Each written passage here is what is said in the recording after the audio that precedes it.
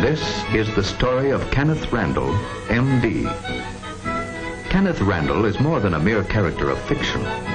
He is the personification of the spirit, the ideals, the disappointments, the sacrifices, the struggles, and the hopes of literally hundreds of physicians who throughout the years saw and what's more did something about the needs for advancement in industrial medicine.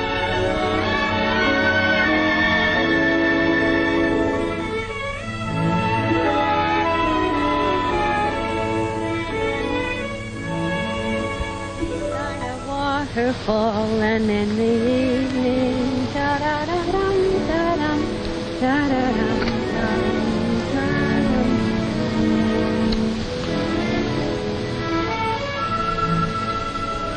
You know, Dr. Kenneth Randall, you're a very wonderful man. That's right. And come to think of it, you're a very, well, to say the least, a very brave young woman, Mrs. Randall. Brave? Why do you say that? Why? Because you married me. Oh, but don't misunderstand. Actually, you have a wonderful catch in me. A brilliant young surgeon, fresh from an exciting career as an underpaid intern. But ready now to conquer the medical world and lay it at your feet. Ah, yes, I can see it all now. A huge banquet. All the prominent medical men in the country gathered to pay honor and tribute to Dr. Kenneth W. Randall, world-renowned, famous for his great contributions to well, something or other. Of course, you'll be there, too, as my proud little wife. Well, thank you very much for the invitation. Ah, I can hear me now, as I stand to accept the tremendous ovation and make my acceptance speech.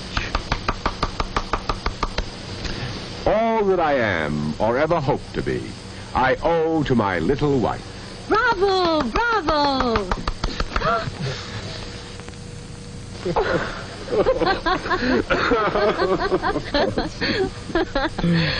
Well, tell me, Ken, if you're such a wonderful catch, why am I so brave to marry you? Because you didn't wait until I became a success. You married me now. Before I even have an office of my own. I should call sharing one with Dad an office. Before I even had my first regular patient.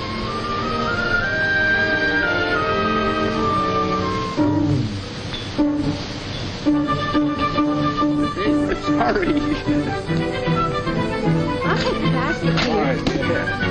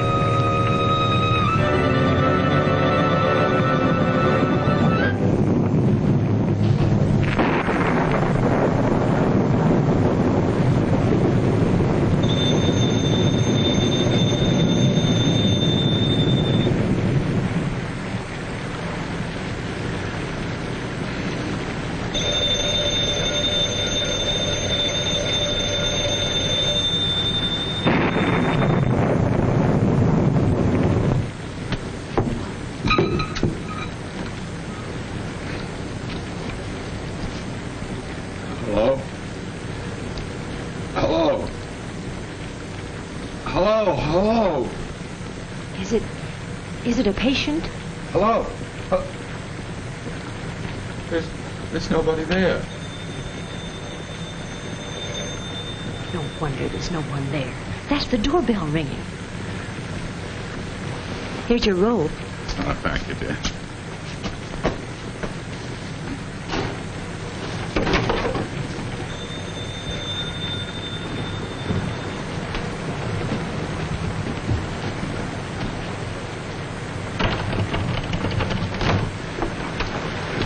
Gotta get there. Quick, Doc. Bill's hurt bad. Bleeding like anything. I'll be back in a minute.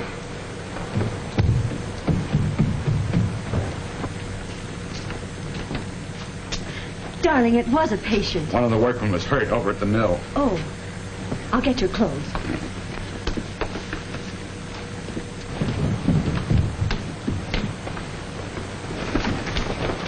We can get there quicker if we cut across. We'll take Dad's car. Yeah. Thanks.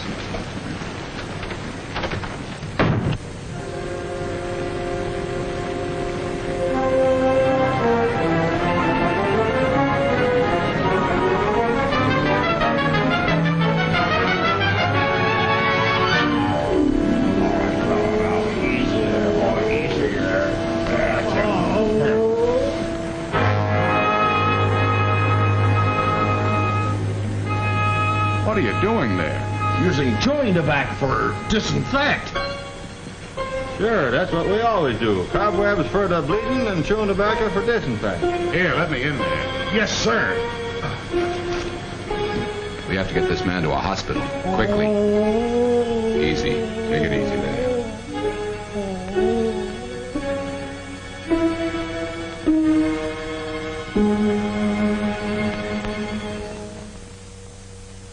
Good morning, Dr. Randall. Good morning, Doctor. Good morning, Doctor. Good morning.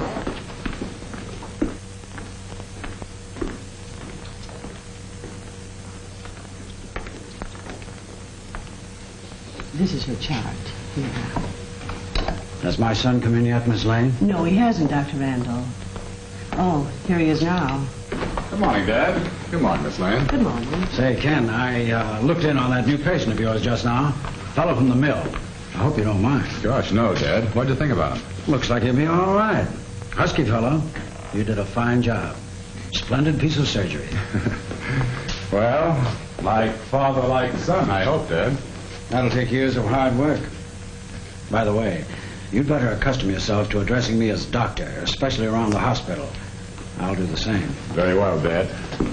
Doctor. Excuse me, Dr. Monroe left this for you to look at before you leave. Thank you.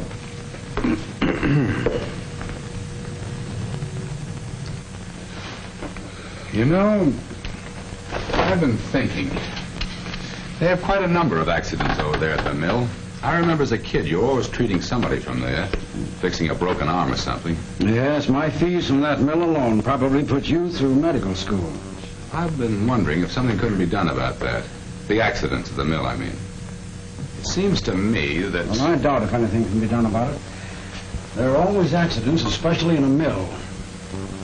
Men grow careless. Something goes wrong with the machinery. Well, I don't know. It doesn't seem right to me. Isn't it part of a doctor's job to do everything he can to prevent accidents and sickness as well as to cure them? Of course, but within reason. You can't close every mill and factory in town. Now, you just concentrate on being a good surgeon and don't worry about anything else. Dr. Randall, they're waiting for you in the operating room. Thank you. Oh, by the way, tell Martha I'll be dropping in for dinner tonight.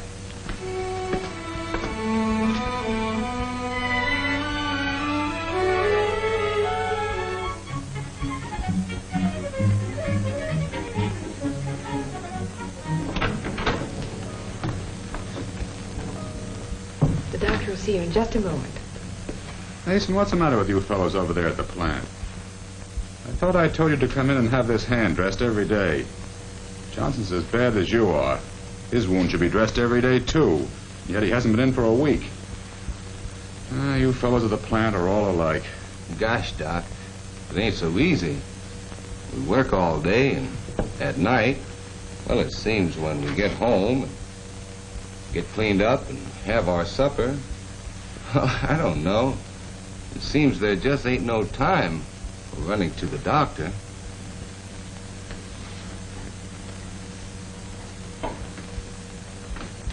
I have an idea. What time do you fellows quit for lunch? About 11:30. Perhaps if you men can't find the time, maybe I can. How would it be if I came over to the plant tomorrow at 11:30? Gee, do you think you could do that, Doc? Gosh, if you can come over to the plant, that'll help things out a lot. All right.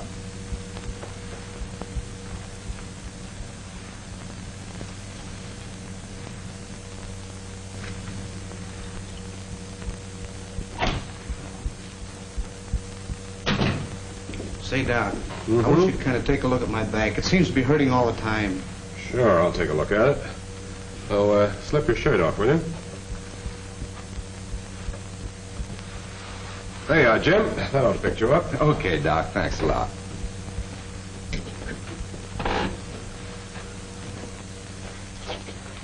Well, that's it. Now, let's see. Where does it hurt? Here? Hurt you there, huh? Do you do much lifting, Judd? Most all the time, Doc. You'd think I'd be used to it, wouldn't you? How long has your back been hurting you? Oh, for several months, off and on. But lately, it's been hurting most of the time. Well, how about getting transferred to some other kind of job? A job where you wouldn't have to do any lifting. Why, I've had lifting jobs all the time. Well, if you keep on lifting, Judd, that pain in your back's going to get worse. You'll be laid up, maybe for a long time. Now, my advice is go see your family doctor as soon as you're through work this afternoon. Get him to give your back a thorough examination and see what he advises you to do. Well, all right if you say so, but I thought maybe you could give me something to rub in and take the pain away. That wouldn't do any good, Judd. Now, don't put off seeing your doctor. Go see him as soon as you're through work today. Will you? Well, all right if you say so. Got a little cut in my arm, Doc. Did it this morning. As long as you're going to be around here, I thought maybe you'd take a look at it. Mm-hmm. It ain't much. Yep. This morning, huh? Well, let's see here. Did you dress this yourself? Yeah. I see. Sit down here, Bill.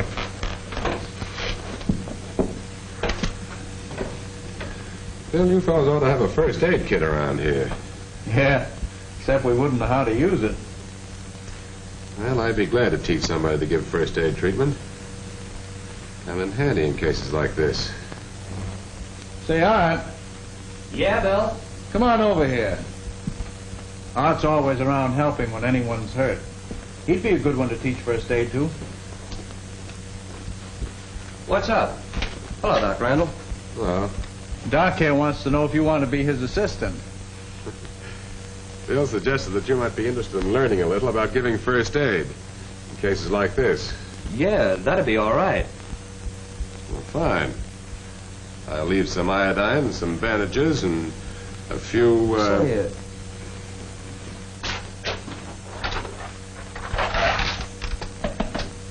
How about putting the stuff in here? I don't use this box anymore. Yes, they'll make quite a medical department. Yes, quite a medical department. One morning, about 3 weeks later, Dr. Randall Sr. was reading a newspaper. What he saw didn't exactly please him. Say, Ken. Oh, hello, Martha. Kenneth, listen to this. Worker threatened suit for alleged back injuries.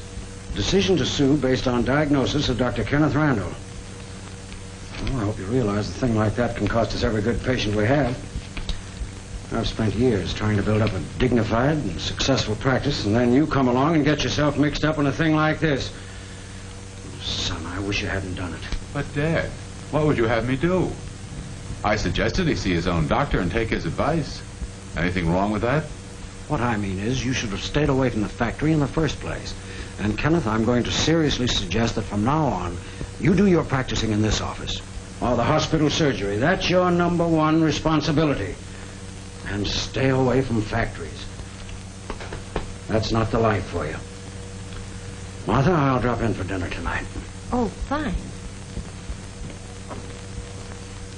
Martha, I've always felt that for a man to be a success in his own eyes, he's got to be more than just a competent member of his profession. I don't quite see what you're getting at. Oh, I mean, to be really successful, or maybe I should say worthy, a carpenter, a tool maker, engineer, preacher, or a doctor should contribute something to the advancement of human progress through his profession. Maybe it's just finding new ways to make something better or cheaper. Maybe it's fighting and working unselfishly for a just cause. Ken, you sound just like a high school valedictorian. Well, maybe so, but I mean it. And as far as I'm concerned, I'm beginning to think that my job is doing something for the advancement of a new kind of medical practice. New? In what way? Well, new from the point of view of a doctor working to cut down sickness and accidents in the town's factories and mills. Yes, I suppose you could call it the practice of industrial medicine. But, Ken, you know what your father will say. What's more important, Martha? What do you say? All that I am, or ever hope to be, I owe to my wife. In that case, I'd better do all I can to help in whatever job you undertake. How are you going to go about it? Well, right now, I don't know. I really don't know. But I'm going to do something.